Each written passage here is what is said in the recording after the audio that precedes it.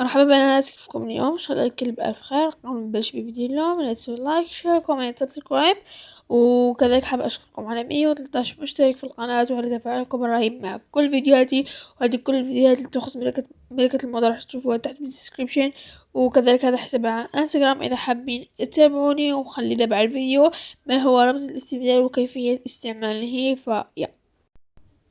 أول شي حبيت أعرفكم فيه كيف نجد رمز الاستبدال. نضغط على أيقونة الأصدقاء ثم نضغط على الاستبدال، وهيك راح نشوفوا رمزه بالاستبدال وبس. والآن خليني أوضحكم بعض الأشياء. في شي يسموه دعوات الأصدقاء، تدعوهم على أي موقع من مواقع التواصل الاجتماعي، بس مش أي أصدقاء، الأصدقاء اللي هم مش مثبتين اللعبة أو هم تحت المستوى 6. لماذا؟ لأنه اللعبة لما توصل للمستوى 6 راح تبعت لك مسج بتقول لك فيه ادخلي رمز صديقتك لتكسبي انت وهي.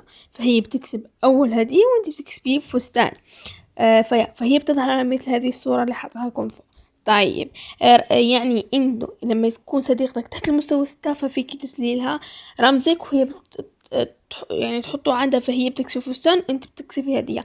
فلهيك مثل انا جربت وفزت بهذا من تليفون امي ومن تليفون اختي ومن تليفون بنات خالي يعني. فانا اعطيتهم فثبت اللعبة عندهم.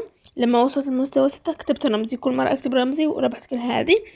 بس خليني اقولكم يعني مش اي اصدقاء، لازم الاصدقاء اللي تحت المستوى 6 او في المستوى 6، وكذلك اللي ما مش مثبتين اللعبة اصلا. وشكرا لكل من شاهد الفيديو، من لايك شير كومنت سبسكرايب، وراح تشوفوا كل فيديوهات ملكة الموضة تحت الديسكريبشن. مع السلامة.